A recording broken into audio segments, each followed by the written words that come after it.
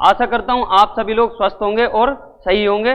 ठीक है, इसी सभी शुभकामनाओं के साथ मैं आप सबको को फिर एक बार याद दिला देना चाहता हूं कि एम्स नॉर्सेट 2021 का नोटिफिकेशन आ चुका है, जिसकी कि सभी स्टूडेंट को, ठीक है, बहुत बेसब्री से इंतजार रहता है। और काफी लंबे टाइम से क्यूरीज भी आ रही थी कि सर नॉर्सेट कब आएगा, या फिर बहुत सारे टाइप के, क्योंकि कई लोगों को क्या है कि स्टूडेंट पढ़ते तो उस टाइम इंटरेस्ट नहीं आता कुछ और वैकेंसीज के रिगार्डिंग, जितना कि एम्स में काम करने वाले। ठीक है, तो अब इस चीज को ध्यान में रखते हुए कि भाई हमारे पेपर भी है, तो बहुत सारी चीजें जो आपको अब अपनी लाइफ के अंदर चेंज करनी है।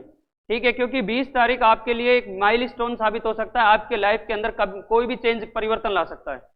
समझे कि नहीं समझे बात को? आपकी लाइफ के अंदर कितना भी कोई भी परिवर्तन ला सकती है 20 नवंबर। तो इसलिए सिर्फ दिमाग में एक ही टास्क रखो कि 20 नवंबर कैसे भी क्लियरिफाई करना है मेरे को एग्जाम। समझे कि नहीं समझे बात? किसी प्रकार का बर्डन, किसी प्रकार की टेंशन नहीं रखनी अपने को। ठीक है, नॉर्सेट बहुत बड़ा पहाड़ नहीं है, इसके अलावा भी बहुत सारी चीजें होती है। समझे कि नहीं? एम्स के अलावा भी बहुत सारे about then more than 30 institute ऐसे हैं जो एम्स के रिगार्डिंग सैलरी या एम्स के रिगार्डिंग जितनी भी क्वालिफिकेशंस वगैरह सारी चीजें रखते हैं, जो सुविधाएं प्रोवाइड कराते हैं। एम्स के अलावा भी बहुत सारे इंस्टीट्यूट है। समझे कि नहीं समझो? लेकिन एक प्रायोरिटी होती है के अंदर जो बोला जाता है कि होशियार है या नहीं है, तो वो एम्स के अंदर इक्वालिटी दिखती है। समझे कि नहीं समझो? देखो, ठीक है, तो जैसा कि आप सभी लोगों को पता है कि मैं आप सभी लोगों को साइकेट्रिक पढ़ाता हूं, ठीक है, और आप लोग पढ़ते हैं, ये बात सही है। ठीक है, नेक्स्ट उसी के रिगार्डिंग जैसे अपनी जो प्रीवियस क्लासेज हुई थी, तो जो प्रीवियस क्लासेज हुई थी तो आपने बहुत अच्छे से पढ़ा था कि डिफेंस मैकेनिज्म के बारे में या फिर क्लासिफिकेशन ऑफ मेंटल डिसऑर्डर्स। समझे कि नहीं समझो बात को? जिसमें अपन ने क्लासिफिकेशन ऑफ मेंटल डिसऑर्डर जब पढ़े थे, तो उसमें अपन ने according to Indian mental association, according to WHO and according to American psychiatric association, ये 3 शब्द आपको बहुत जरूरी याद होने चाहिए। समझे कि नहीं समझे? तो इनके अकॉर्डिंग अपन ने क्या पढ़ा था? मेंटल डिसऑर्डर्स का क्लासिफिकेशन पढ़ा था। नेक्स्ट उसके बाद अपन ने कुछ क्लासिफिकेशन के बारे में डिस्कस करने की सोची थी कि अब अपन आगे फर्दर स्टडी करना चाहेंगे। नेक्स्ट पिछली बार मैंने आपको हो सकता है शायद बताया हो, ठीक है, डिसऑर्डर के रिगार्डिंग, लेकिन आप फिर उसको रिवाइज करते हैं तो कुछ बच्चे प्रेजेंट ही थे उस दिन की क्लास के अंदर जो आज यहाँ पर प्रेजेंट है। तो आपसे मैं सभी लोगों से ये उपेक्षाएं रखता हूँ, ये एक्सपेक्टेशन रखता हूँ कि पूरे तरीके से समझने की कोशिश करें। अगर आपको समझ में नहीं आता है तो जब तक टॉपिक कंप्लीट हो जाए उसके बाद आराम से क्वेश्चन सोल्व कर सकते हैं, लेकिन माइंड के अंदर किसी प्रकार का कंफ्यूजन नहीं रखें। ठीक है, नेक्स्ट जो आज जो अपन साइकेट्रिक के अंदर जो डिसऑर्डर के बारे में बात करेंगे, तो इस डिसऑर्डर के बारे में यही बात बोली जाएगी, जब जब भी बोली जाएगी तो यही बात बोली जाएगी कि नाम से मिली पहचान कुछ समय रहती है और काम से मिली पहचान हर समय रहती है। और जिनको नाम से और काम से पहचान मिलती है वही लोग क्या बनाते हैं? इतिहास बनाते हैं। समझ में आई मेरी बात? इसीलिए इस डिसऑर्डर का नाम मैंने क्या दे दिया? क्योंकि इसने अपने आप में इतिहास बनाया हुआ है। क्योंकि आज तक कोई भी एग्जाम कंडक्ट नहीं किया गया इन रिगार्डिंग, यदि नर्सिंग की फील्ड के रिगार्डिंग देखे तो उसके अंदर से इस टॉपिक में से कोई भी क्वेश्चन नहीं आया। समझे कि नहीं समझ? एक एक चीज आपको क्लेरिफाई करके समझाई जाएगी, ठीक है, और आपको भी क्लेरिफाई करके उस चीज को समझना है। थोड़ा अपना IQ लेवल बढ़ा करके रखना, छोटे बच्चों की तरह मत बैठना। समझे कि नहीं समझे बात को? थोड़ा अपना IQ लेवल बढ़ा कर रखना और ईगो लेवल को कम रखना। बहुत बार दिक्कत आती है ईगो की, सर हमको ऐसा क्यों बोल दिया, हमको ऐसा क्यों कहा गया। समझे कि नहीं समझे बात को? तो ईगो को डाउन करके बैठो और IQ लेवल को अप करके बैठो अगर सफल होना है तो। ठीक है, तो सीजोफ्रेनिया के बारे में यदि मैं बात करूं तो सीजोफ्रेनिया के बारे में सबसे पहले बोला जाएगा तो यही बोला जाएगा कि सर इस वर्ड की उत्पत्ति कहां से हुई है। समझे कि नहीं समझे बात को? इस शब्द की उत्पत्ति कहां से हुई है? तो इस शब्द की उत्पत्ति, जैसे आप मेडिकल टर्मिनोलॉजी के अंदर बहुत सारे शब्द के बारे में सुनते हो या जानते हो कि ज्यादातर जो वर्ड टर्मिनोलॉजी वो कौन सी लैंग्वेज की काम में ली जाती है? ग्रीक वर्ड की। ज्यादातर जो टर्मिनोलॉजी है वो कौन सी काम में ली जाती है? Greek word. तो सीजोफ्रेनिया भी एक क्या है? ग्रीक वर्ड है, किसी भी प्रकार की इंडियन लैंग्वेज, ठीक है, या फिर इंग्लिश लैंग्वेज से लिया गया शब्द नहीं है। सबसे पहला क्वेश्चन तो आपके दिमाग में यह होना चाहिए कि सीजोफ्रेनिया वर्ड कौन सी लैंग्वेज से लिया गया है? ग्रीक वर्ड से। ठीक है, नेक्स्ट उसके बाद में यदि ग्रीक के अंदर इसका मतलब देखा जाए तो सीजो का मतलब क्या होता है? Brain split. सीजो का मतलब क्या होता है? Brain split. और फ्रेनिया का मतलब क्या होता है? माइंड। फ्रेनिया का मतलब क्या होता है? माइंड। यदि मैं इसका हिंदी में मतलब देखता हूं तो क्या होगा? दिमाग में दरार पड़ जाना। समझ गए बात को? सबसे पहले तो ये कौन सी भाषा से लिया गया है? ग्रीक वर्ड से। ठीक है। दूसरा इसका मतलब क्या होता है, स्प्लिट इन माइंड, ठीक है। और स्प्लिट इन माइंड का मतलब क्या होता है, ब्रेकिंग इन ब्रेन। समझे कि नहीं समझे बात को, लाइनिंग इन ब्रेन, ब्रेन के अंदर दरार पड़ जाना। समझ गए बात को। अब ये जो नाम है, सबसे बड़ी बात सर ये आपने समझा दिया, बहुत अच्छी बात है सर। ये जो नाम है सिजोफ्रेनिया वो किसके द्वारा दिया गया था, क्योंकि जिसके माँ बाप होते हैं उसे कोई अनाथ नहीं कहता, और सिजोफ्रेनिया को बाप मिल चुका था। क्योंकि सिजोफ्रेनिया की उत्पत्ति किसने बताया था सिजोफ्रेनिया शब्द के बारे में, यूजेन ब्लूलर ने। किसने बताया था, यूजेन ब्लूलर ने।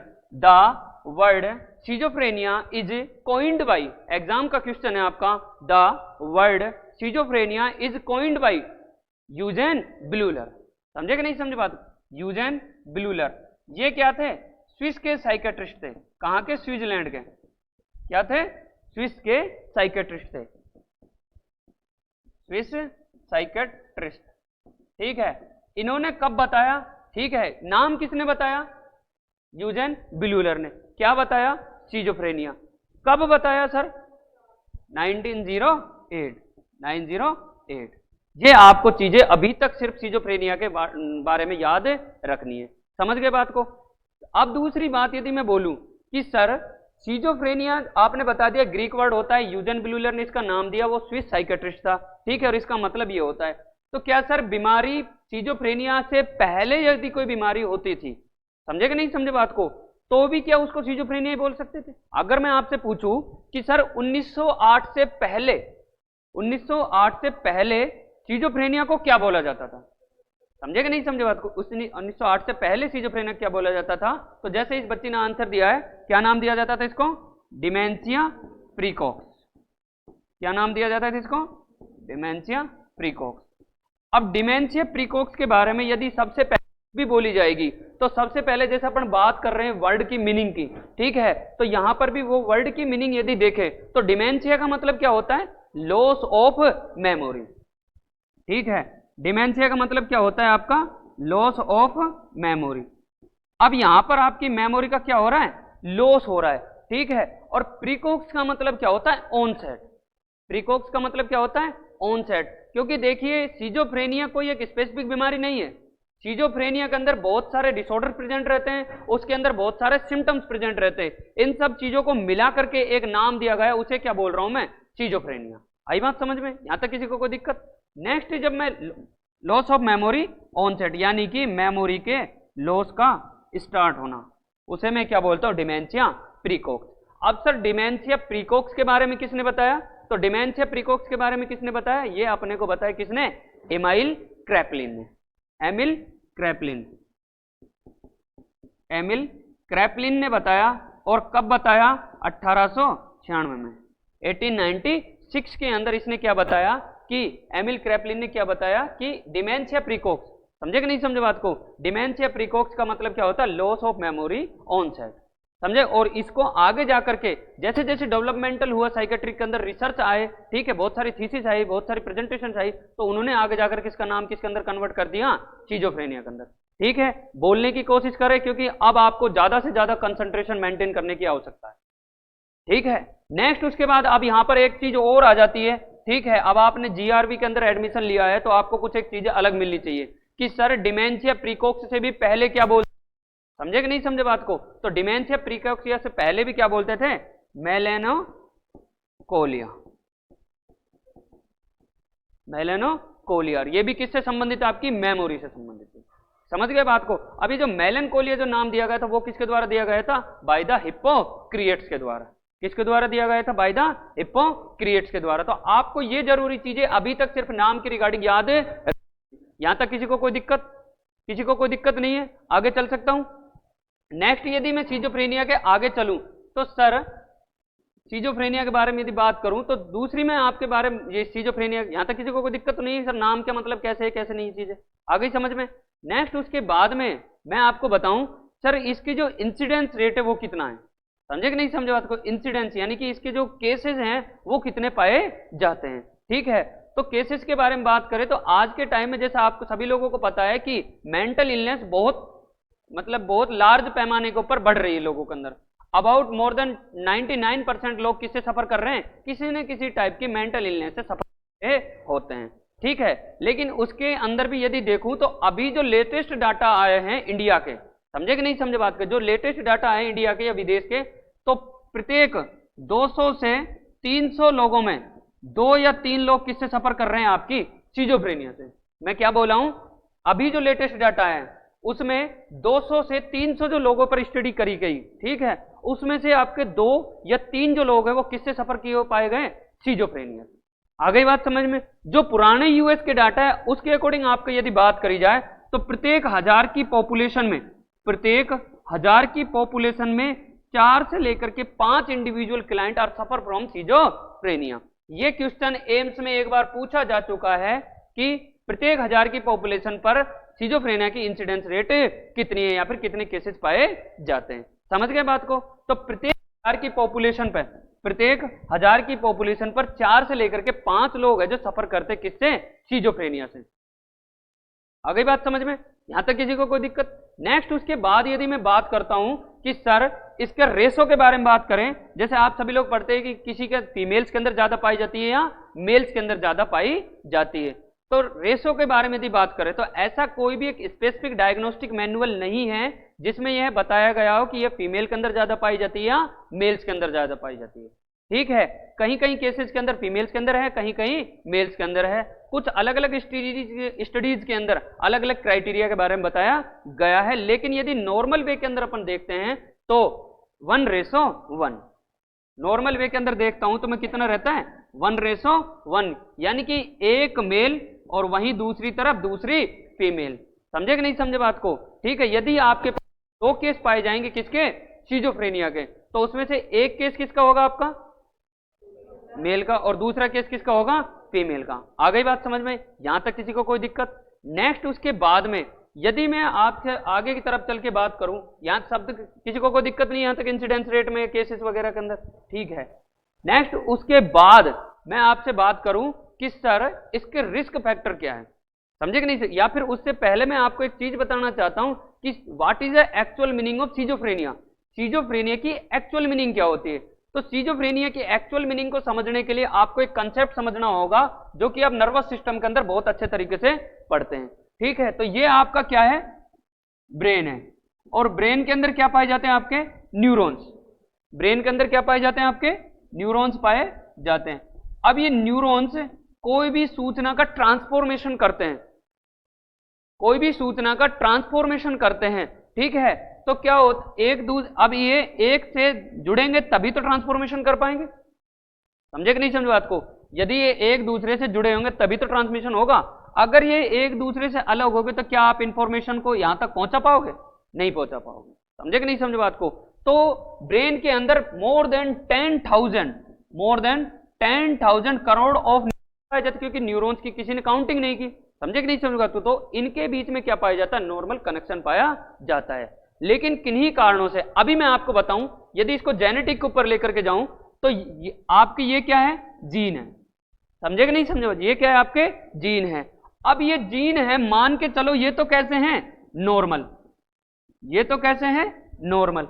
अब यदि मैं यही दूसरे जीन के बारे में बात करूं तो ये कैसा जीन है, एबनॉर्मल।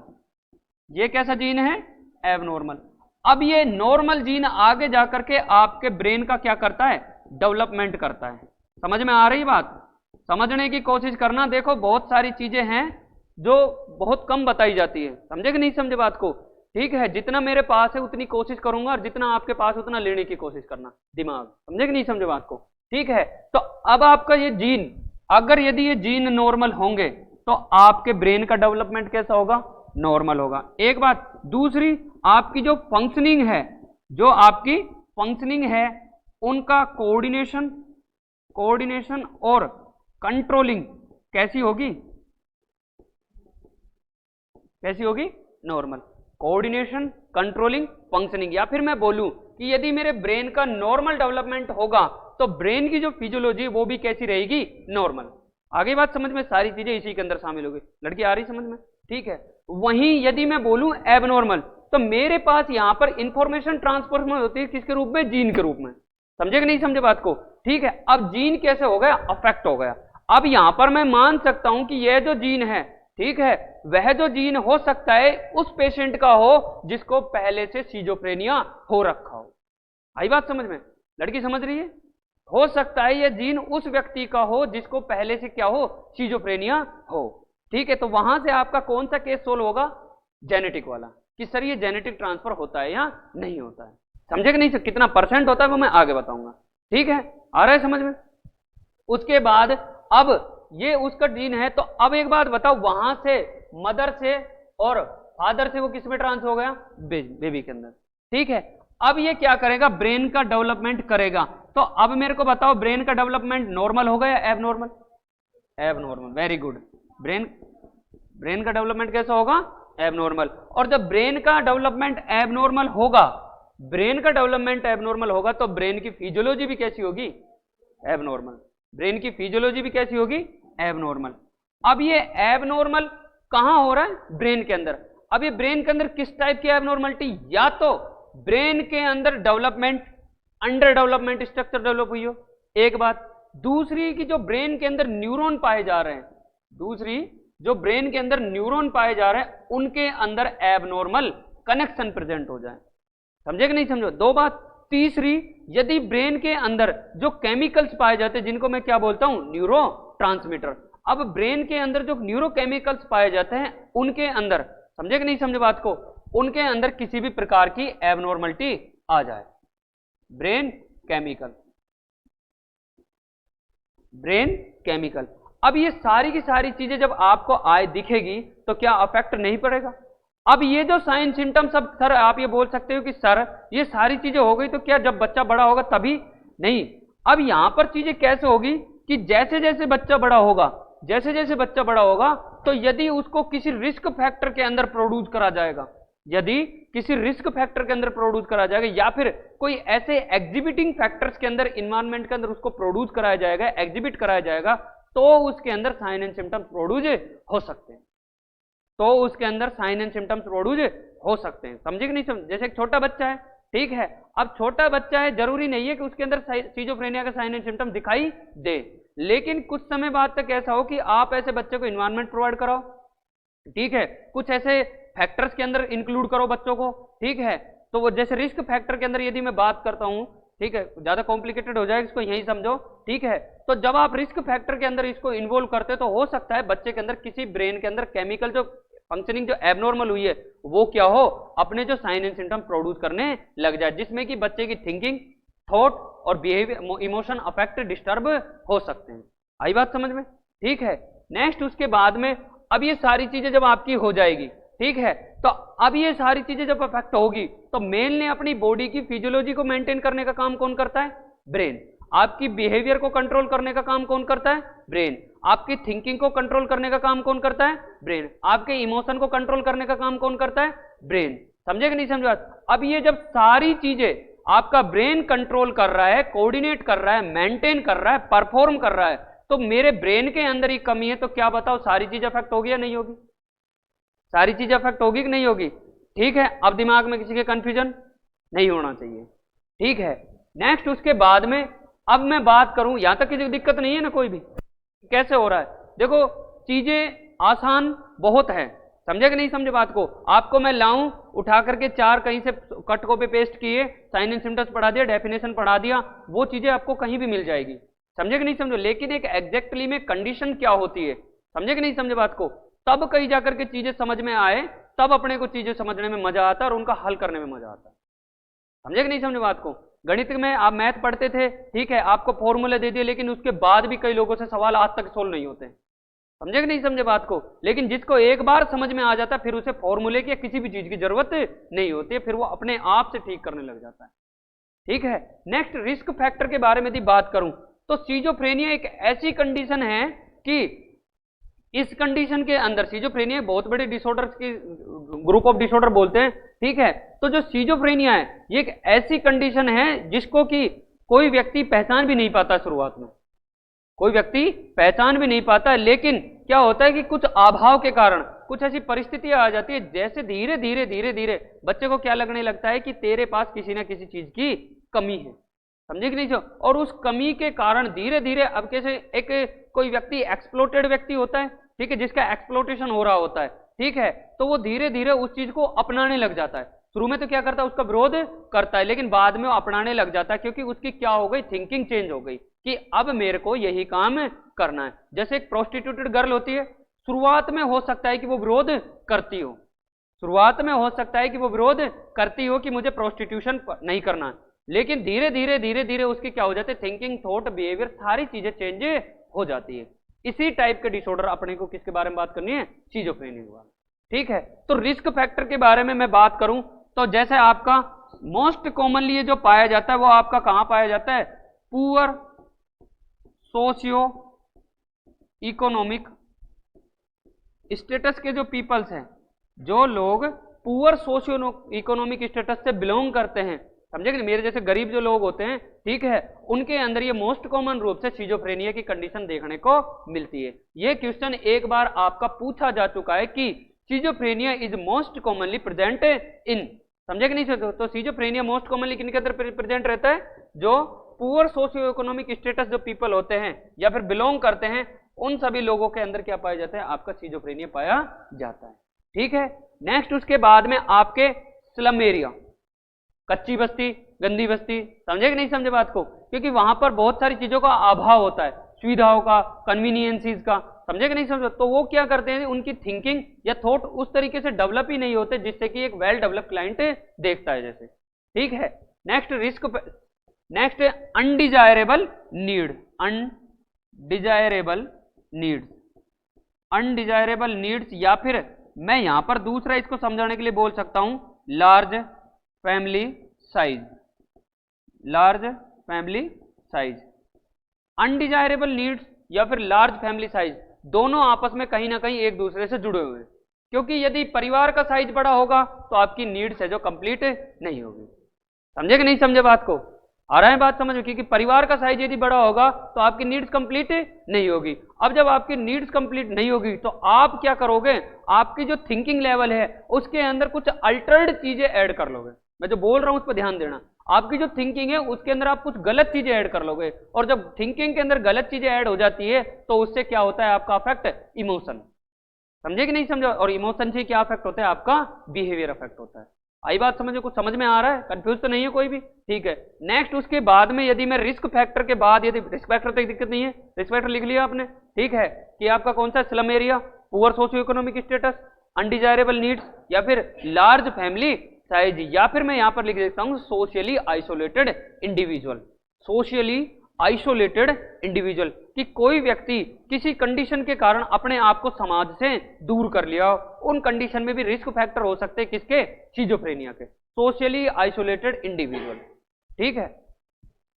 नेक्स्ट उसके बाद में यदि मैं डेफिनेशन के बारे में बात करता हूं, जो कि इसको बहुत ज्यादा इंपॉर्टेंट बनाती है, ठीक है। तो डेफिनेशन के बारे में यदि बात करूं तो जैसे मैंने बोला है कि ये बहुत बड़ा डिसऑर्डर नहीं है, लेकिन इसके अंदर क्या है, बहुत सारे साइन एंड सिम्टम्स है, और बहुत सारे साइन सिम्टम्स किसके होते हैं, डिसऑर्डर्स के, ठीक है। अब बहुत सारे डिसऑर्डर्स को इंक्लूड किया है, ग्रुप ऑफ डिसऑर्डर, समझे कि नहीं समझे बात को। तो सबसे पहले मैं यही बोलूंगा, it is a type of group of, writing समझ में आ रही है, group of disorder, it is a type of disorder that is characterized by disturbance in thinking, emotion, behavior, thinking, emotion, behavior, समझे, ठीक है। It is a type of group of disorder that is characterized by disturbance in thinking, emotion and behaviour, but not disturbance in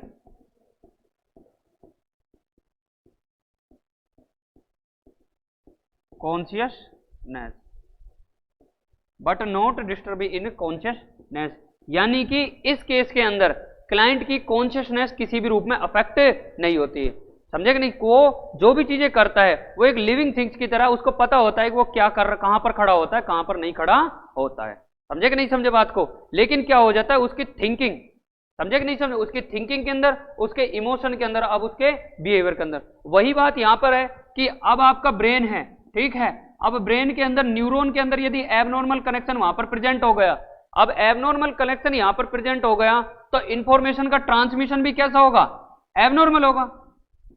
information का transmission भी कैसा होगा, abnormal होगा। या फिर दूसरी बात कि ब्रेन के अंदर जो केमिकल पाए जा रहे हैं, ब्रेन के अंदर जो केमिकल पाए जा रहे हैं उनके अंदर क्या हो, डीअरेंज हो जाए, ठीक है, वो ऊपर या कम हो जाए, या फिर उनके लेवल के अंदर फ्लक्चुएशन अपने को देखने को मिलती है।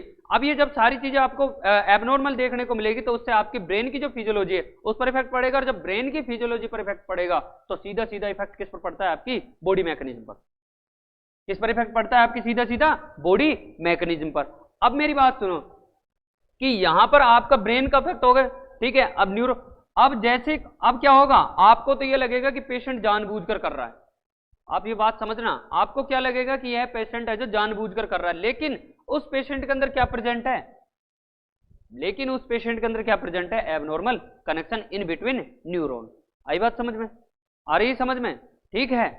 तो उसके कारण क्या होगा, आपको तो क्या लगेगा जब भी आप पेशेंट को देखोगे, ठीक है, आपको क्या लगेगा पेशेंट जानबूझकर कर रहा है या इमेजिनेशन कर रहा है, लेकिन उसके हिसाब से वो क्या कर रहा है, रियलिटी के अंदर है, क्योंकि उसकी थिंकिंग के अंदर यही चीजें उसको बार बार याद आ रही है, ठीक है।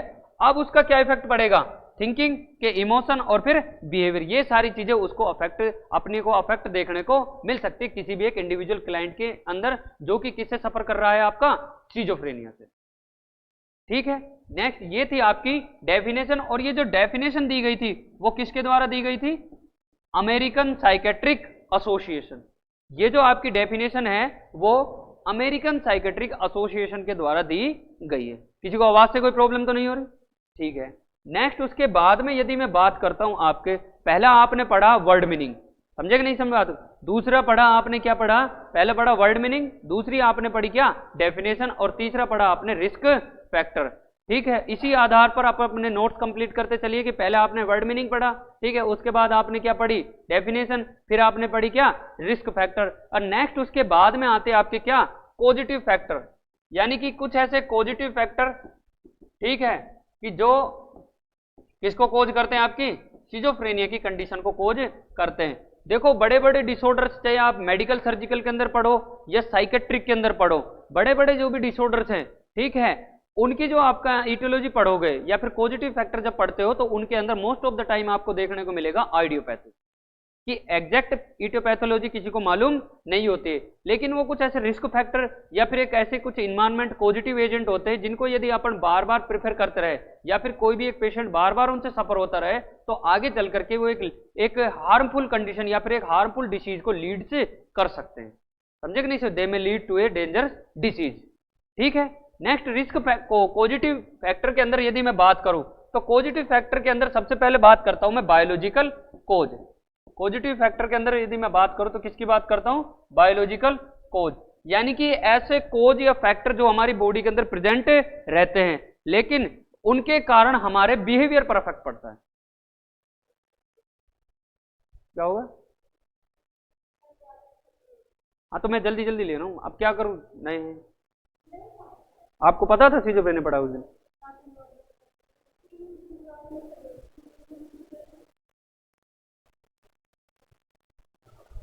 ठीक है। बायोलॉजिकल कोज करता हूं मैं, ठीक है। बायोलॉजिकल कोज के बाद क्या है, सीधा आपको इसमें आपने देखा था क्या, किसके लेवल बढ़ना, न्यूरोट्रांसमीटर का, जिसमें आपने किसको देखा था, डोपामाइन को, ठीक है। तो यदि सबसे पहले जो प्रायोरिटी आपकी आती है तो आपकी क्या रहेगी, डोपामाइन, सबसे पहली जो आपको प्रायोरिटी देखनी वो क्या देखनी है आपकी, और सेकंड नंबर पे यदि आपसे देखा जाए कि एक डोपामाइन यदि नहीं आता है तो आपको किसको इंक्लूड करना है, सेरोटोनिन को, समझ गए बात को। यदि आपको डोपामाइन एग्जाम में नहीं मिलता है, ठीक है, तो आपको क्या देना है, सेरोटोनिन। एक बार डोपामाइन के नाम से ही जा चुका है कि स्किज़ोफ्रेनिया के अंदर कौन से न्यूरोट्रांसमीटर के लेवल के अंदर अपने को फ्लक्चुएशन देखने को मिलती है या फिर कौन से, अब इसके अंदर क्या होता है, डोपामाइन का लेवल इंक्रीज या डिक्रीज, इंक्रीज हो जाए तो वो किसको लीड करता है, स्किज़ोफ्रेनिया को, और डिक्रीज होता है तो पार्किंसन डिसीज को, समझे कि नहीं समझो। ये दो क्वेश्चन भी याद रखना कि स्किज़ोफ्रेनिया जब इंक्रीज होता है, इंक्रीज स्किज़ोफ्रेनिया, वो सॉरी इंक्रीज डोपामाइन किसको लीड करता है, स्किज़ोफ्रेनिया को, ठीक है। और डिक्रीज सिजोफ्रेनिया किसको लीड डिक्रीज डोपामाइन किसको लीड करता है? पार्किंसन डिसीज को। देखो शॉर्ट फॉर्म में लिखोगे तो ज्यादा बढ़िया रहेगा, ठीक है, पूरी लाइन बना करके लिखोगे तकलीफ रहेगी। शॉर्ट और स्वीट और जो स्मार्टनेस लिखी जाती है वो ऐसी चीजें लिखी जाती है, ठीक है। कितनी कितनी चीजें याद करोगे, समझे कि नहीं समझे बात? तो आपको ऐसी चीजें लिखनी चाहिए, ऐसा लिखना चाहिए कि आपको एक बार देखते ही वो चीजें दोबारा से पूरी की पूरी समझ में आ जाए। कभी आप पढ़ने बैठो, ठीक है, तो क्या पूरी किताब दोबारा से पढ़ोगे? दोबारा से नहीं, तो ऐसे लिखो जितनी कि एक बार में दोबारा समझ में आ जाए। नेक्स्ट बायोलॉजिकल कोज के बाद में आते हैं आपके कौन से कोज आते हैं? आपके क्रोमोसोम, क्रोमोसोमल एबनॉर्मलिटी के अंदर यदि मैं बात करूं तो मैंने आपको बताया था कि मोनोजाइगोटिक जो ट्विंस हैं, मोनोजाइगोटिक कितने परसेंट? 47%। और डाइजाइगोटिक के अंदर जो ये सिजोफ्रेनिया की कंडीशन पाई जाती है कितने परसेंट केसेज के अंदर? 12% के अंदर। और जो हेरिडिटरी मैंने जो कोज बताया था आपको, ठीक है, उस केस के अंदर भी आपकी कितनी परसेंट पाई जाती है? आपकी 12% केसेज के अंदर आपके सिजोफ्रेनिया देखने को मिल सकता है। 12% केसेज के अंदर भी आपको सिजोफ्रेनिया देखने को मिल सकता है। समझ गए बात को? ठीक है, मैं बोल रहा हूं क्रोमोसोमल एबनॉर्मलिटी, यदि किसी व्यक्ति के अंदर क्रोमोसोम के अंदर एबनॉर्मलिटी होती है, ठीक है, तो अब जो मोनोजाइगोटिक ट्विंस यदि होगा कोई भी, तो उसके अंदर 47% रिस्क किसके रहेंगे? सिजोफ्रेनिया होने के। और जो डाइजाइगोटिक होगा उसके अंदर कितना रहेगा आपका? 12%। और हेरिडिटरी कितना है? 10 to 12%। आ गई बात समझ में? नेक्स्ट उसके बाद में आपकी जो तीसरी जो पॉजिटिव फैक्टर आता है वो क्या आते हैं? आपकी साइकोलॉजिकल कोज। तीसरा जो आता है वो क्या आता है आपका? साइकोलॉजिकल कोज। अब साइकोलॉजिकल कोज के अंदर यदि मैं बात करूं तो आपने 3 कंडीशन पढ़ी होगी साइकोलॉजिकल कोज के अंदर, ठीक है। तो साइकोलॉजिकल कोज के अंदर यदि मैं बात करूं तो आपने 3 कंडीशन पढ़ी होगी। पहली कौन सी कंडीशन पढ़ी थी आपने? स्ट्रेस, ठीक है। दूसरी पढ़ी थी आपने डिस्ट्रेस, और तीसरी आपने पढ़ी थी कौन सी? यूस्ट्रेस। ये 3 टर्मिनोलॉजी ऐसा नहीं है कि आपने एक बार पढ़ ली तो आपको समझ में आ गई या फिर याद हो गई। ये 3 टर्मिनोलॉजी तीनों 2,10,000 के क्वेश्चन है, समझे कि नहीं समझे बात को? तीनों टर्मिनोलॉजी 2,10,000 के क्वेश्चन है, ठीक है, क्योंकि एक एक लाइन की कीमत कितनी है? 70,000 रुपए, ठीक है। कि स्ट्रेस क्या है, समझे कि नहीं समझे बात को? तो स्ट्रेस की यदि डेफिनेशन भी आपसे पूछ ले तो वहां पर सब बोलोगे यार स्ट्रेस में तो मैं 24 घंटे रहती, लेकिन मुझे तो पता ही नहीं स्ट्रेस क्या है। तो आप वहां पर झूठे साबित हो जाओगे, आप तो खामे खा के स्ट्रेस पाल रहे हो, आपको मालूम ही नहीं कि स्ट्रेस क्या है, ठीक है। तो स्ट्रेस की डेफिनेशन क्या है? When we unable to control our emotion, when we unable to control our emotion, ठीक है, यानी कि when we unable to control our emotion. ऐसी कोई भी परिस्थिति, ऐसी कोई भी कंडीशन, ऐसी कोई भी सिचुएशन जहां पर आप अपने इमोशन क्या नहीं कर पाते हो? कंट्रोल नहीं कर पाते हो, उसे मैं क्या कहता हूं? स्ट्रेस कहता हूं। उसे मैं क्या कहता हूं? स्ट्रेस कहता हूं। अब मेरी बात ठीक है, दूसरा मेरी बात सुन, डिस्ट्रेस। डिस्ट्रेस का मतलब कि जब हम दुखी होते हैं, समझे कि नहीं समझो? We feel stress when we sad, we feel stress when we sad, कि जब हम जब हम दुखी होते हैं, समझे कि नहीं समझे, तब हम क्या महसूस करते हैं? तनाव महसूस करते हैं। देखो मेरी बात सुनो, एक नर्स है, ठीक है, वो वार्ड के अंदर काम कर रही है, वो वार्ड के अंदर काम कर रही है। अब नर्स को पता है कि यदि उसके पास में 10 या 20 पेशेंट है, समझे कि नहीं समझे बात को, ठीक है, एक तो 10 पेशेंट 20 पेशेंट की मेडिसिन एडमिनिस्टर करनी उसको, ठीक है, ऊपर से उसके ऊपर क्या हो? पेपर वर्क भी करना है उसका, समझे कि नहीं समझे बात को? उसको पेपर वर्क भी करना है। अभी उसको बोल दिया जाए कि आपको पेपर वर्क के साथ साथ आपको क्वालिटी इंस्पेक्शन की टीम आ रही है, तो उनको भी आपको विजिट करवानी है आपके वार्ड के अंदर, समझे कि नहीं समझे बात को? तो अब क्या हो गई? एक कंडीशन हो गई, एक सिचुएशन हो गई। अब नर्स क्या करेगी? अपने इमोशन को यदि कंट्रोल कर पाएगी, समझे कि नहीं समझे, तब तो वो किसी भी स्ट्रेस को फेस नहीं करेगी। अदरवाइज वो क्या कर रही है? उसको कंडीशन को जब कंट्रोल नहीं कर पाएगी, ठीक है, तो वो क्या प्रोड्यूस करेगी? अपने इमोशंस जाहिर करेगी, समझे कि नहीं समझे बात को? अब वो किसके दबाव में? आपके वर्क के दबाव में, समझे कि नहीं? अब इस वर्क के कारण जो आपको स्ट्रेस आया उसे मैं क्या बोल रहा हूं? डिस्ट्रेस बोल रहा हूं। किसी काम की या किसी परिस्थिति के कारण समझे कि नहीं समझे, तब आपको स्ट्रेस आया, उसे मैं क्या बोल रहा हूं, डिस्ट्रेस बोल रहा हूं। नेक्स्ट उसके बाद में एक कंडीशन और आती है आपकी, कौन सी आती है, you stress. You stress, unexpected achievement of goal, unexpected achievement of goal, यानी कि आपने सोचा नहीं, उससे ज्यादा आपको कहीं फायदा उस चीज का मिल गया। ठीक है, आप सोच रहे हो कि आज वार्ड के अंदर कोई 10 ही मरीज रहे, समझे कि नहीं समझे बात को, लेकिन आप दूसरे दिन मॉर्निंग में आकर के देखते हो कि बेड पे सारे बेड क्या हैं, खाली है, तो आपकी खुशी का कोई ठिकाना नहीं रहा, क्योंकि दूसरे दिन क्या था, करवा चौथ का व्रत था और आप क्या लगा करके गई थी, दुनिया भर की मेहंदी लगा करके गई थी हाथों में। समझे कि नहीं समझे बात को, तो आपको और दुनिया यहां तक का हाथ भर के गए थे, तो अब आपको काम तो करना नहीं था। समझे कि नहीं समझे बात को, ठीक है, और आपको पेशेंट वहां नहीं मिले तो आपकी खुशी का कोई ठिकाना नहीं रहा। समझे कि नहीं समझे बात को, ठीक है। या फिर आपको मानो कि आप जैसे एम्स की अभी तैयारी कर रहे हो, ठीक है, अब कोई लोग तो होंगे क्या कोशिश कर रहे हैं कि बस किसी भी तरीके से मेरा सिलेक्शन हो जाए, कोई लोग तो क्या होंगे, किसी भी तरीके से मेरा सिलेक्शन हो जाए, और भगवान या खुदा ना खास्ता उसके साथ ऐसी घटना घट जाती है कि उसका सिलेक्शन हो जाता है भूलवश।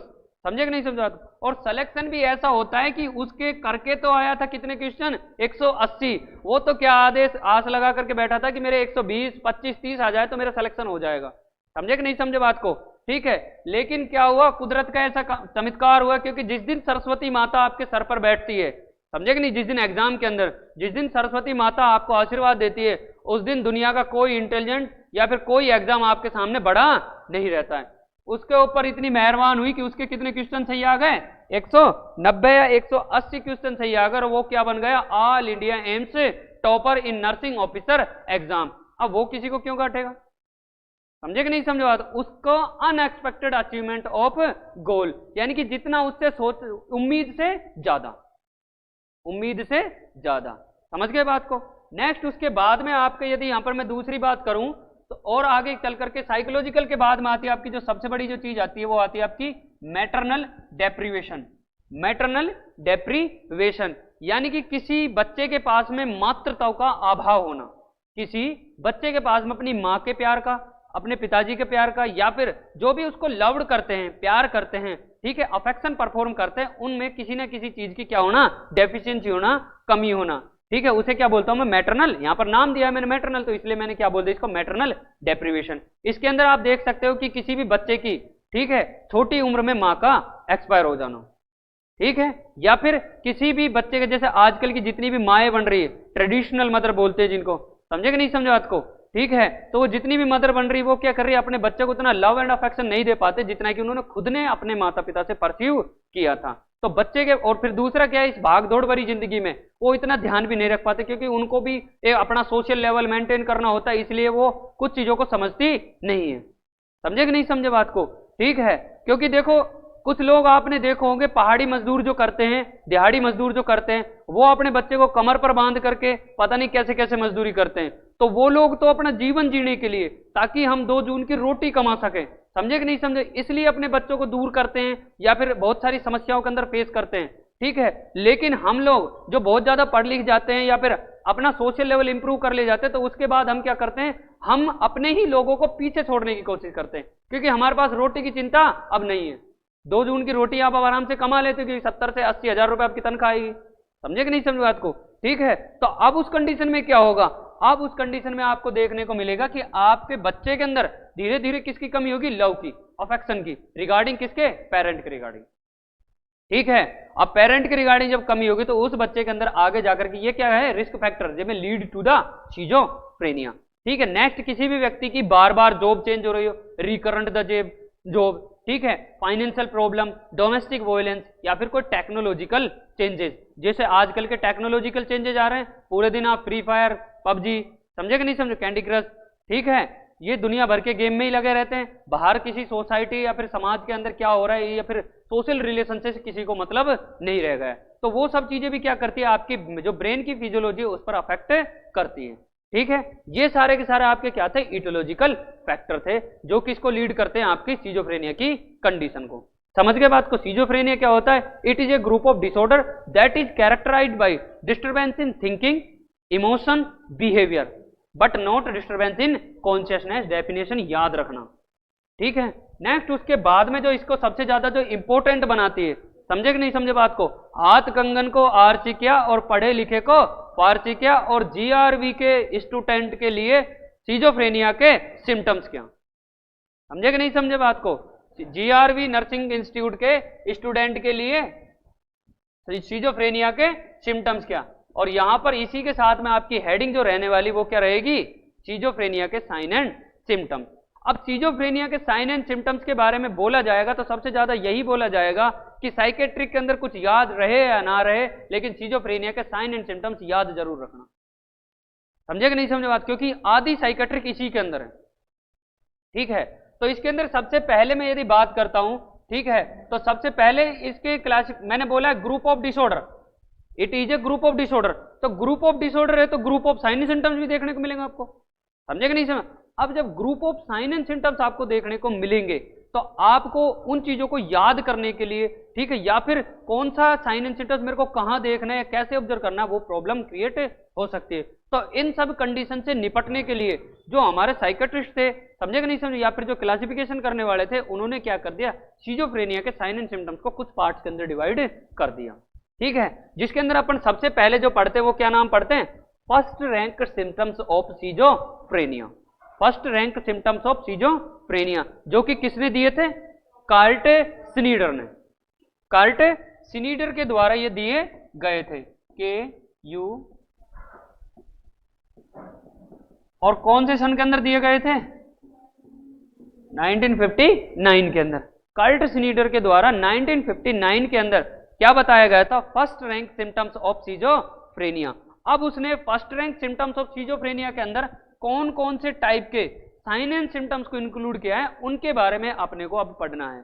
ठीक है, तो सबसे पहले जो उसने इंक्लूड किया था वो किसको किया था, आपके auditory hallucination, auditory hallucination.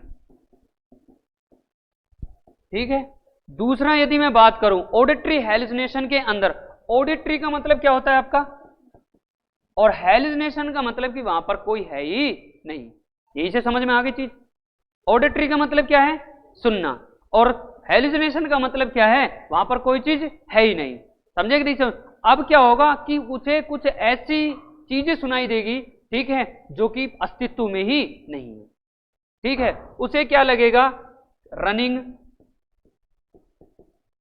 Running commentary, उसे क्या लगेगा, रनिंग कमेंट्री। जब कभी आप जंगल भ्रमण के लिए जाते हो, ठीक है, या फिर कहीं पर घूम रहे होते, जा रहे होते, तो आपको ऐसा लग रहा होता है कि आपको पीछे से कोई आवाज दे रहा है, समझे कि नहीं समझे बात को। तो ऐसा ही इस केस के अंदर उस क्लाइंट को क्या लगेगा कि मेरे पास में कोई आवाज आ रही है, या फिर मेरे कान में क्या चल रही है, नवजोत सिंह सिद्धू की कमेंट्री चल रही है, समझे कि नहीं समझे बात को।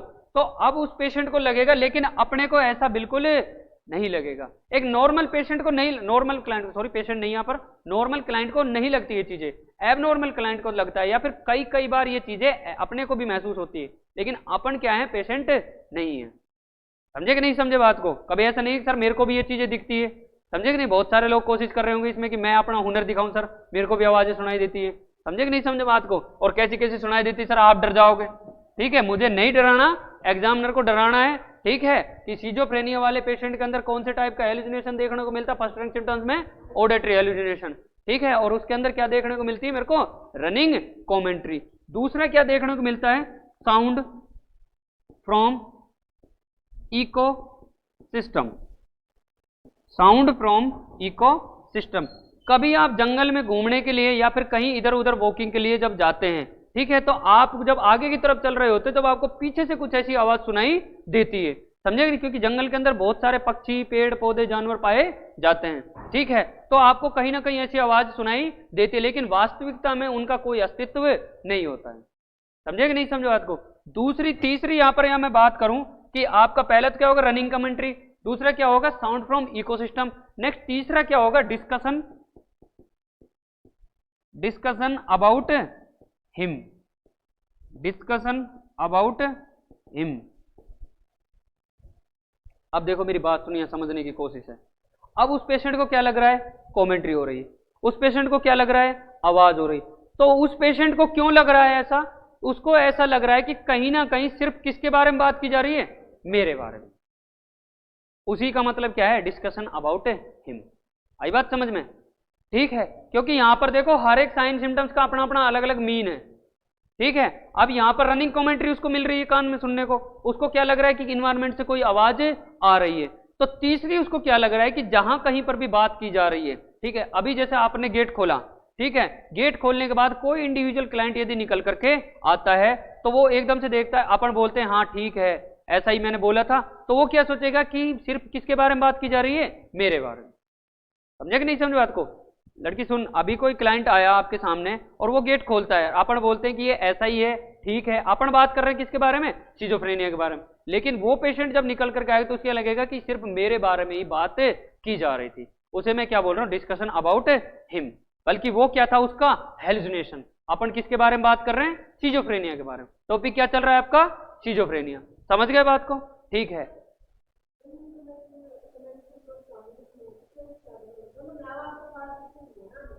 उसके अंदर क्या आती है, रनिंग आवाज आती है कि कानों के अंदर कुछ कमेंट्री सुनी कभी मैच की, समझे कि नहीं समझे बात को? तो उसके अंदर कुछ ऐसा बोलता हुआ प्रतीत होता है, ठीक है। और इको साउंड का यानी कि इन्वायरमेंट से कुछ जीव जंतु पक्षियों की आवाज से आ रही, सर सर की आवाज आती, सही सही की आवाज आनी, समझा कि नहीं समझे बात का?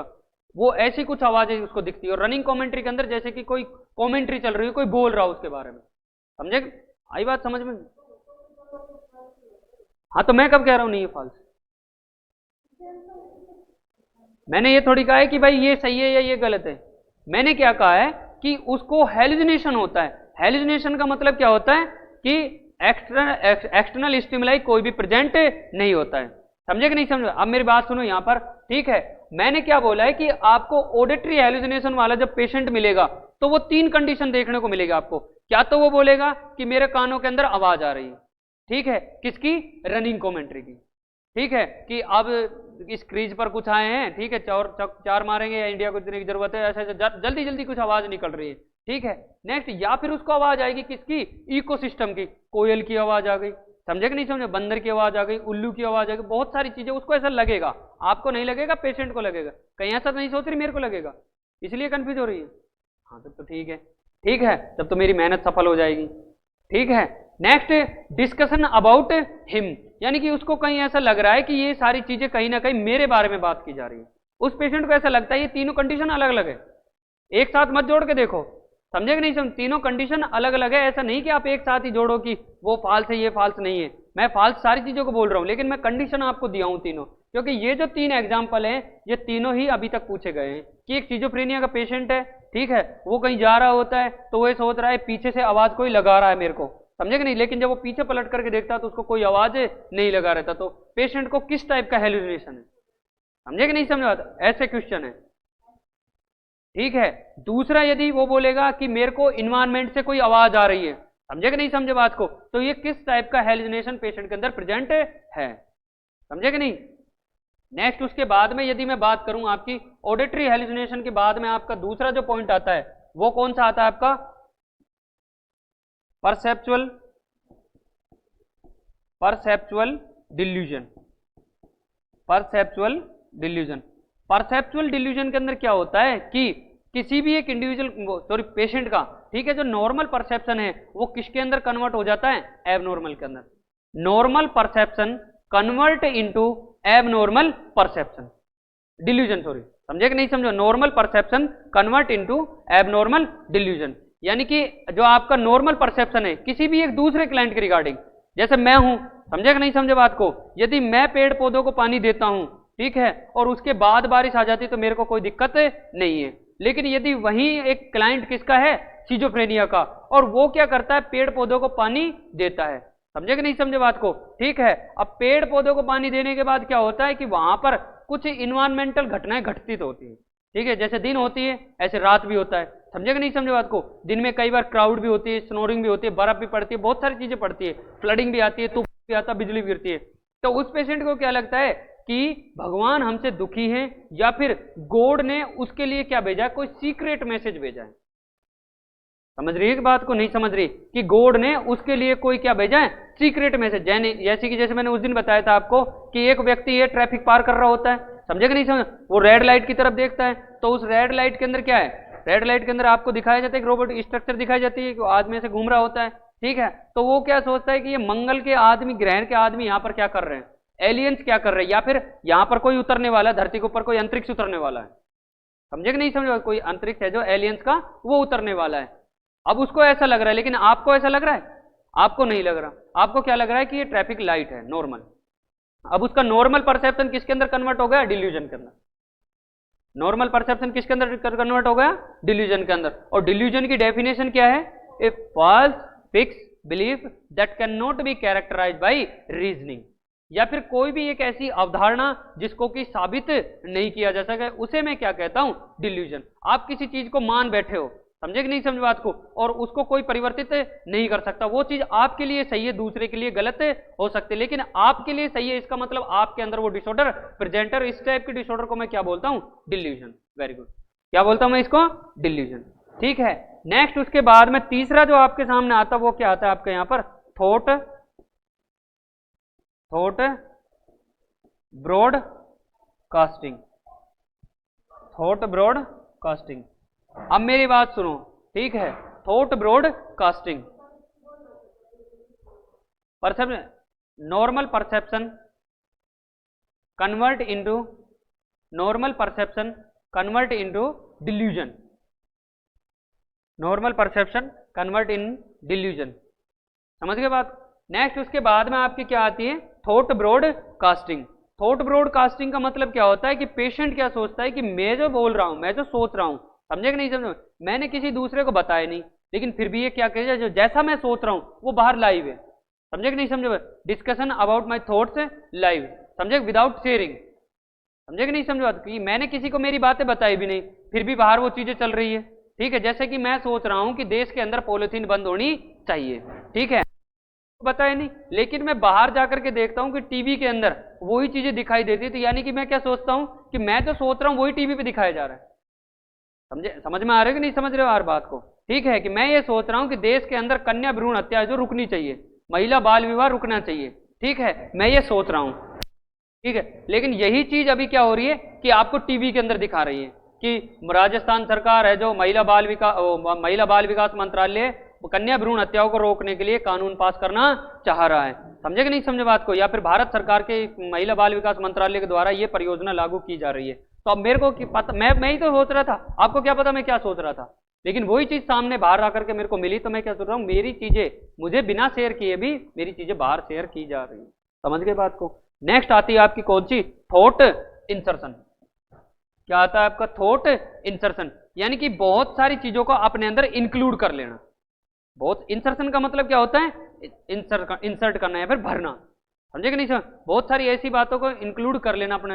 अब वो पेशेंट क्या सोचता है कि भाई जो भी मैं काम कर रहा हूं, समझे कि नहीं समझे बात को, मैं जो काम कर रहा हूं, एक्टिविटी और जो भी एक्शन परफॉर्म कर रहा हूं, वो मेरे द्वारा कंट्रोल नहीं की जा रही। किसके द्वारा? Impose control by external force. Impose activity और एक्शन, समझे कि नहीं? एक्टिविटी और action are control by external force, यानी कि जो भी मेरी एक्टिविटी है वो किसके द्वारा इंपोज की जा रही है? By the external force. मेरे हाथ में कुछ भी नहीं है। क्योंकि वो पेशेंट क्या सोच रहा है, भगवान ने मेरे लिए एक सीक्रेट मैसेज भेजा है कि धरती पर तूफान क्यों आ रहे हैं, इस वजह से ये तूफान आ रहे हैं कि तुम पेड़ काट रहे हो, ये काट रहे हो, वो काट रहे हो, इसलिए भगवान ने मेरे से कहा है कि भाई तू मेरा दूत है और अभी धरती पे लोगों को सुधार। समझे कि नहीं समझ में आ रही कि नहीं समझ रहे बात को? ठीक है। अब कई लोग ज्ञानी मिल जाते हैं आपको और कई महाज्ञानी मिल जाते हैं रास्ते में। ठीक है। एक ज्ञानी तो होगा जो सही काम कर रहा होगा, महाज्ञानी होगा उसको ऊपर क्रिटिसिज्म कर रहा होगा। समझे कि नहीं समझे बात को? तो ऐसे ही कुछ ज्ञानी और महाज्ञानियों से आपका संपर्क होता रहता होगा, या फिर आप भी कई बार कोशिश करते हो अपने आप को सोशली स्किल परफॉर्म करने के लिए, ठीक है, दूसरे के ज्ञान का भंडाफोड़ करने में। समझे कि नहीं समझे बात को? नेक्स्ट उसके बाद नेक्स्ट उसके बाद आती है आपकी थॉट इंसर्शन। हो गया आपका? थॉट इंसर्शन के बाद में आपके ये जो कंप्लीट होता है कौन सा आपका? फर्स्ट रैंक सिम्टम, जो कि किसने दिए थे? कर्ट स्नीडर के द्वारा दिए गए। ठीक है, हैं? ठीक है। नेक्स्ट उसके बाद में आपके आता कौन सा? 4A symptom. 4A सिम्टम आजकल मार्केट में इनकी बहुत तगड़ी डिमांड है। समझे कि नहीं समझे बात को? मार्केट में बहुत तगड़ी डिमांड है क्योंकि 20 नवंबर को इनके बारे में बहुत अच्छी बातें की जाएगी। ठीक है। तो इसलिए आपको इनको समझना चाहिए, क्योंकि 20 नवंबर को इनके बारे में बहुत सारी बातें की जा सकती है। तो सबसे ज्यादा जो जो बातें की जाएगी वो मैं आपको बताऊंगा, ठीक है। तो सबसे पहले जो बात की जाएगी कि 4A सिम्टम्स के अंदर कौन कौन से साइन को इंक्लूड किया गया है, कौन कौन से साइन एंड सिम्टम्स को इंक्लूड किया गया है, ठीक है। तो सबसे पहला जो आपका कितने आ गए 4A, A for apple, B for बड़ा एप्पल, समझे कि नहीं समझे बात को, ठीक है। और एक और ए का मतलब 3 बार एप्पल, ठीक है। नेक्स्ट यहां पर ऐसा कुछ भी नहीं है, क्योंकि यहां पर आप क्या हो गए, बीएससी नर्सिंग करने के बाद अब आपकी इंग्लिश लैंग्वेज क्या है, सुधर गई है, समझे कि नहीं समझा। और अब आप क्या पढ़ने लग गए हो, साइकेट्रिक पढ़ने लग गए हो। और साइकेट्रिक के अंदर जो 4 बार ए लिखा जाता है उसका कुछ और मतलब होता है, समझे कि नहीं समझे बात को। साइकेट्रिक के अंदर जब 4 बार ए लिखा जाता है तो उसका और मतलब होता है, जिसका मतलब क्या होता है, फर्स्ट ए का मतलब एम्बीवैलेंस, एम्बीवैलेंस, ठीक है। अब एम्बीवैलेंस का मतलब है कि एक लड़की है जिसकी शादी हो गई, ठीक है, शादी होने के बाद कुछ कह रही है कि मेरा पति बहुत सही है, पति बोलते हैं कुछ और तो नहीं बोलते हैं, एजी बोलते हैं, समझे कि नहीं, नाम नहीं लेते हैं, ठीक है। अब ये भारतीय महिलाएं एजी क्यों बोलती है, क्योंकि एजी का मतलब अभी किसी को पता नहीं, एजी का मतलब होता है अरे गधे, समझे कि नहीं समझे बात को। इतनी रेस्पेक्ट देती है महिलाएं कि इनका कोई वृतांत व्याख्या नहीं की जा सकती, ठीक है। हमारे भारतीय नारी, ठीक है, अपने पति परमेश्वर का नाम नहीं लेती, लेकिन उनको किससे बोलती है, एजी से। और एजी का मतलब क्या होता है, अरे गधे। कितनी स्मार्ट महिला है भारत की, समझे कि नहीं समझे बात को। इसीलिए इस बात को देखते हुए एम्स के अंदर क्या लगाया गया है, 80-20, कि अब आप आओ और पेशेंट को क्या प्रोवाइड कराओ, कंफर्ट प्रोवाइड कराओ, समझे कि नहीं समझे बात। क्योंकि एम्स ने अपने जो आपको स्टेटमेंट दिया था उसके अंदर लिखा था कि फीमेल्स क्या प्रोवाइड कराती है, पेशेंट को कंफर्ट प्रोवाइड कराती है। मैं अपने तरीके से कुछ भी नहीं बोल रहा हूं, समझे कि नहीं समझे बात को, ठीक है। जो कुछ स्टेटमेंट मैंने देखा था, पढ़ा था, वही बोल रहा हूं, ठीक है। नेक्स्ट वापिस आ जाओ। एम्बीवैलेंस का मतलब यही है कि एक महिला है, ठीक है, अब वो क्या कर रही है, अपने जो हस्बैंड है उसके बारे में क्या है, 2 तरह की क्या उदाहरण रखती है एक टाइम में, कि जब तक उसको नहीं देखती है तब तक तो वो क्या बोलती है कि मेरा हस्बैंड है जो बहुत बेकार है, कभी कुछ करता नहीं है, मेरा ध्यान नहीं रखता है, समझे कि नहीं समझे, पता नहीं पूरे दिन कहाँ, ठीक है, कहाँ ध्यान रखता है, पता नहीं कहाँ ले जाता है तनख्वाह पैसा। लेकिन जैसे ही सामने से आते देखता है तो उस टाइम उसके क्या हो जाते हैं, इमोशन चेंज हो जा सकते हैं, ठीक है। मेरे साजन जैसा कोई भी नहीं है, समझे कि नहीं समझे बात को। तो contradictory emotion about a person at A same time, contradictory emotion लिख ले महिला, कॉन्ट्रा डिक्शनरी इमोशन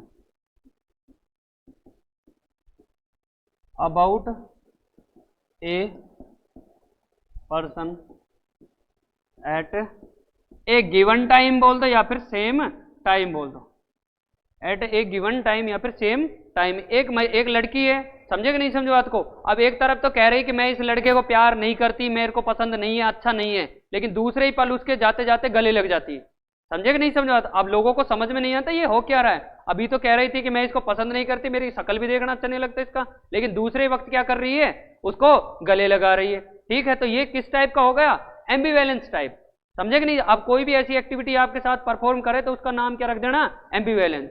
आ गई बात समझ में, याद हो जाएगा एम्बीवैलेंस। दूसरा, यदि जैसे कई बार देखा गया है कि आपके पापा, समझे कि नहीं समझे बात को, या फिर टीचर के रिगार्डिंग बहुत सारी चीजें देखने को मिलती है कि टीचर जब आपको पढ़ा रहा होता है तो कई बार डांट देता है तो आप क्या सोचते हो, बहुत गंदा आदमी है, समझे, पता नहीं क्या समझता है अपने आप को, ठीक है। बीएससी नर्सिंग क्या कर ली, ठीक है, अपने आप को समझने लग गया, क्या मास्टर समझने लग गया अपने आप को। दूसरे पल क्या सोचते हैं, मैं उसकी थोड़ी सी बड़ाई कर देता हूं तो सर तो सही है, समझे कि नहीं समझे बात को, सर तो क्या है, सही है, मेरे को तो बाद में मालूम हुआ कि सर तो इतने अच्छे हैं, समझे कि नहीं समझे। और पहले क्या सोच रही थी, पता नहीं 2-4 अक्षर क्या पढ़ लिया, अंग्रेज बन गया अपने आप में, समझे माइक, ठीक है। नेक्स्ट उसके बाद में यदि मैं बात करूं, एम्बीवैलेंस आ गया। नेक्स्ट उसके बाद यदि मैं बात करता हूं आपकी, तो दूसरी आती है कौन सी, अफेक्टिव डिस्टर्बेंस। दूसरा क्या आता है आपका अफेक्टिव डिस्टर्बेंस। आपका दूसरा क्या आता है यहां पर, अफेक्टिव डिस्टर्बेंस। अब अफेक्टिव का मतलब क्या है, आपने देखा मूड के अंदर, मूड एंड अफेक्टिव डिसऑर्डर आपने पढ़े होंगे, ठीक है।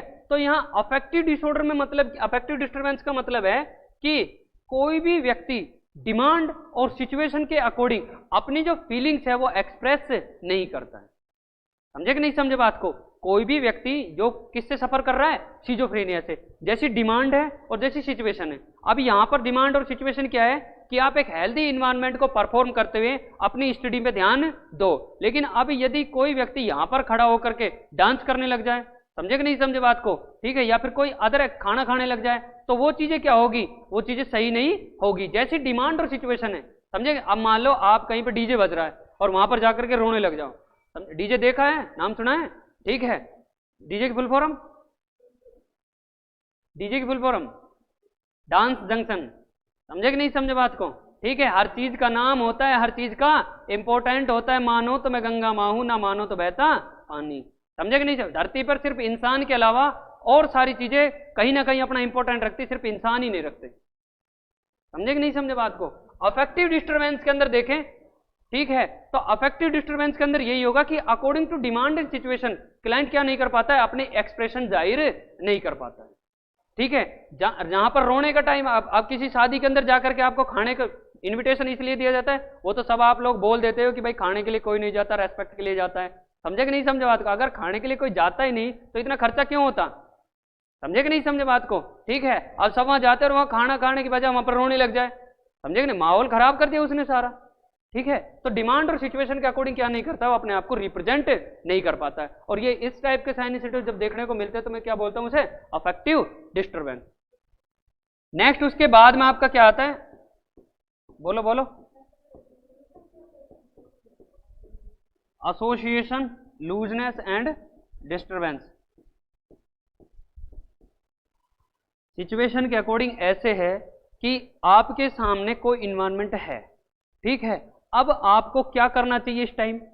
पढ़ना चाहिए। समझ रही बात को?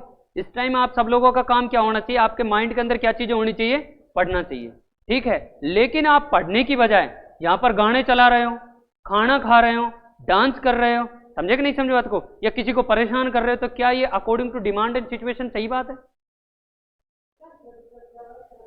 हाँ, तो मैं यहां किसकी बात करता हूं? एबनॉर्मल की बात कर रहा हूं। नॉर्मली तो सभी के अंदर प्रेजेंट रहता है।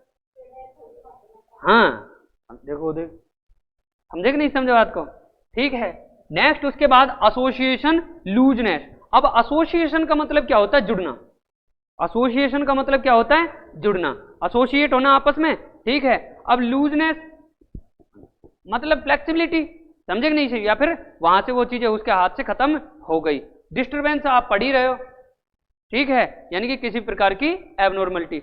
यानी कि अब क्या होगा, एसोसिएशन डिस्टर्बेंस। अब वो कोई भी चीज है, समझे कि नहीं समझे बात को, उन चीजों को ना तो जुड़ पाएगा या किसी भी परिस्थिति से ना वो जोड़ पाएगा। समझे कि नहीं?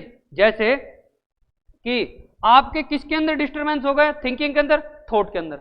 अब थिंकिंग और थॉट के अंदर जब आपका डिस्टर्बेंस हो गया तो आपकी थिंकिंग ही खराब, तो उससे आपके थॉट खराब। अब जब दोनों चीजें खराब, तो जो भी चीजें आप जब डेवलप करोगे उनके अंदर भी तो डिस्टर्बेंस आएगा। क्या आप उन सब चीजों को कोरिलेट कर पाओगे? कोरिलेट कर नहीं पाओगे।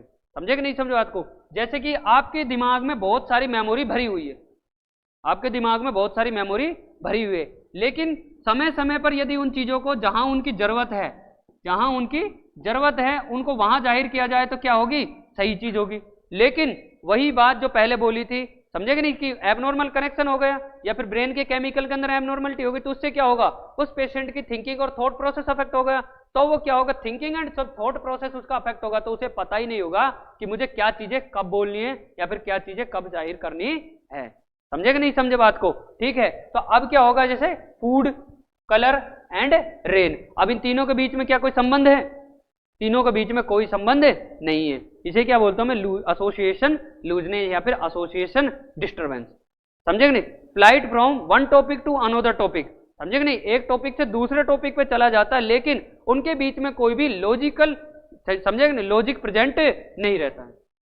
अब इनके बीच में कोई लॉजिक है? अब मान लो मैं बोलता हूं गौशाला, गाय, समझे कि नहीं, दूध, तो ये बात सही है कि इनके बीच में रिलेशन है। समझे कि नहीं समझ? भूख, खाना, ठीक है, पीना, ये चीजें तो ठीक है। लेकिन अब मैं यहां पर बोल रहा हूं कि घास, आदमी, समझे कि नहीं समझे बात को, ठीक है। तो ये सब चीजें क्या है? आप आपस में जुड़ी हुई नहीं है। आपके अंदर मेमोरी प्रेजेंट है इस चीज की, लेकिन आपके क्या थिंकिंग और थॉट प्रोसेस क्या हो रहा है? डिस्टर्ब हो रखा है। समझे कि नहीं समझे बात को। नेक्स्ट फोर्थ नंबर पे आपका क्या आता है, ऑटिज्म। फोर्थ नंबर पे क्या आता है आपका, ऑटिज्म। घबराने वाली बात नहीं है यदि कहीं पर आपको क्या मिल जाए, ऑटिस्टिक थिंकिंग। बिल्कुल भी घबराने वाली बात नहीं है यदि आपको क्या मिल जाए, ऑटिज्म की जगह क्या मिल जाए, ऑटिस्टिक थिंकिंग मिल जाए। इसका मतलब क्या रहेगा आपका, ऑटिज्म ही रहेगा। अब ऑटिज्म का मतलब यहां से आप एक अच्छे से समझ सकते हो कि आपको एक बात समझ में आ रही होगी कि उस व्यक्ति को डर रहता है या फिर उस व्यक्ति के थिंकिंग और थॉट प्रोसेस जब डिस्टर्ब है, ठीक है, तो उस व्यक्ति को डर रहता है कि मैं कहीं गलत ना बोल दूं या फिर मेरी बातों का दूसरा मतलब ना निकाला जाए। समझ में आ रहा है। तो वो क्या करेगा, किसी से बात नहीं करेगा। Unable to perform social communication, unable to perform social communication, या फिर सोशली स्किल की क्या होती है, उसके अंदर कमी होती है। Unable to perform social communication या फिर लेक ऑफ कम्युनिकेशन स्किल, उसके अंदर कम्युनिकेशन स्किल की कमी होती है, या फिर वो क्या नहीं कर पाता है, अपने आप को सोशली कम्युनिकेट या फिर बिटवीन द लोगों के बीच में अपने आप को क्या नहीं कर पाता है, एज ए कम्युनिकेटर के रूप में अपने आप को एस्टेब्लिश या परफॉर्म नहीं कर पाता है। ठीक है। मोस्ट कॉमन रूप से यदि अपन देखें तो ऑटिज्म आपको देखने को मिलता है किसके अंदर, आपका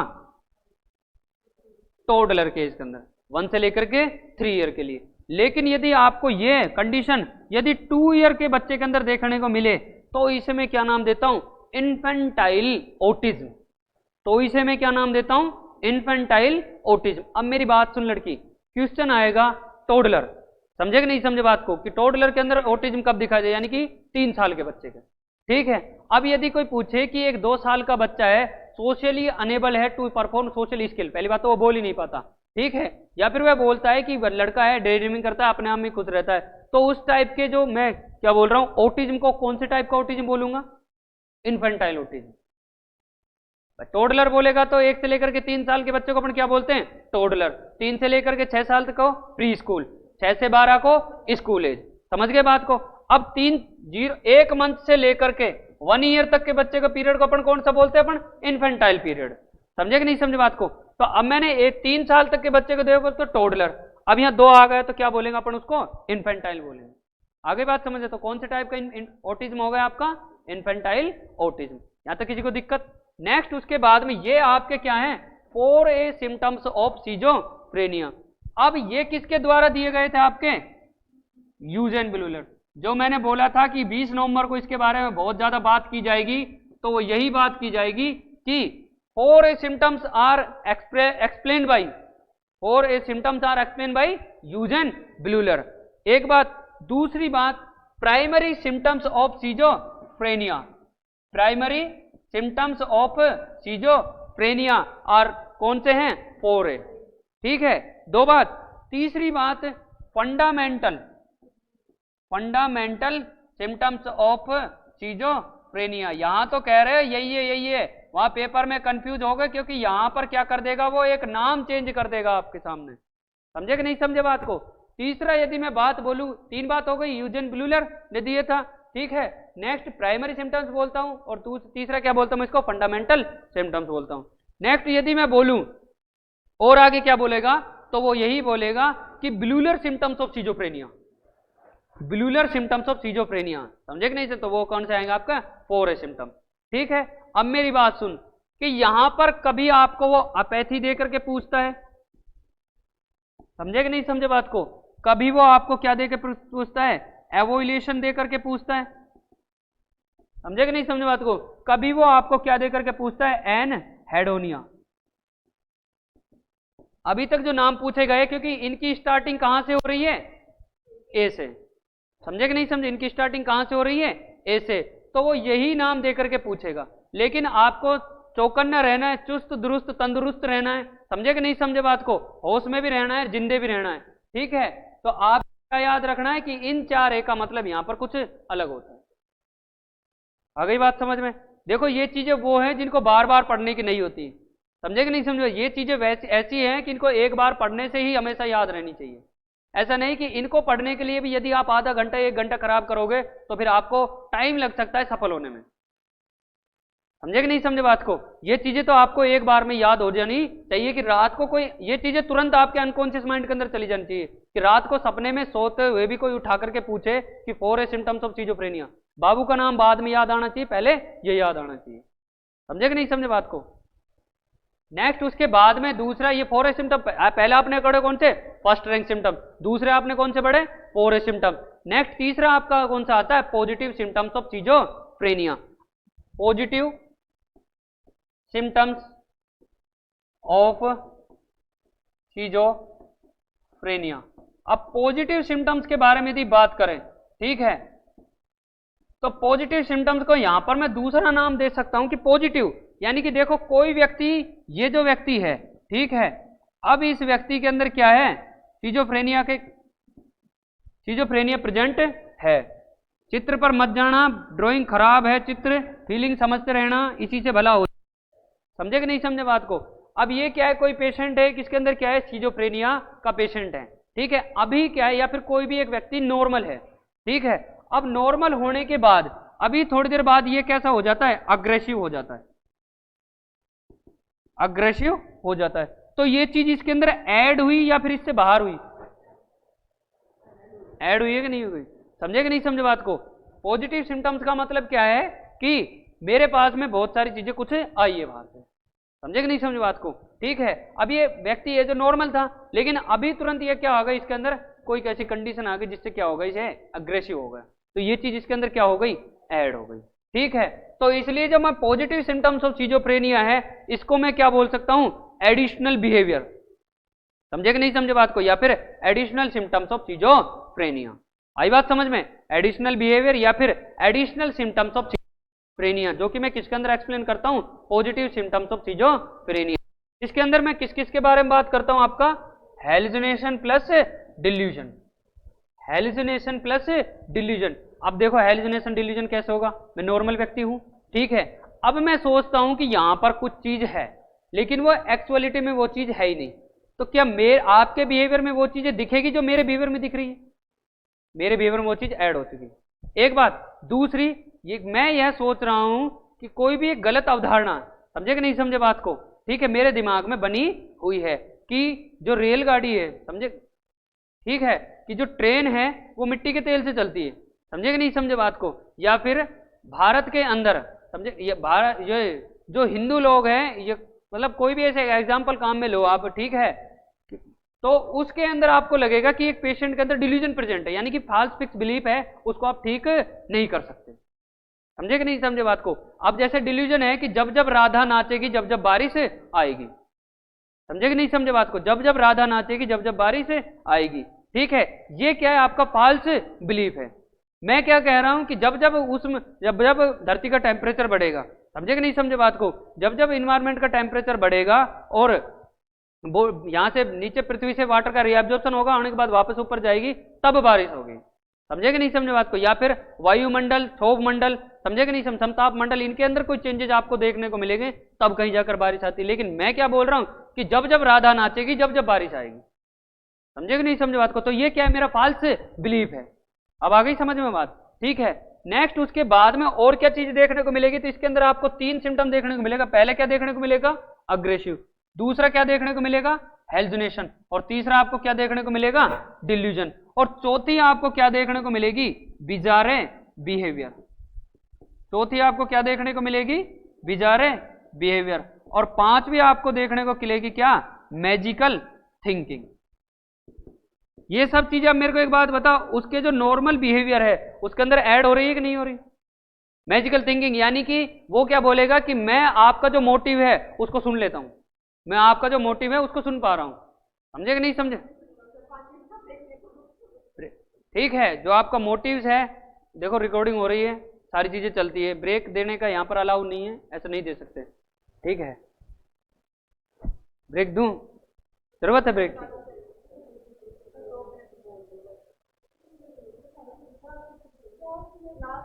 तीन बजे तक है।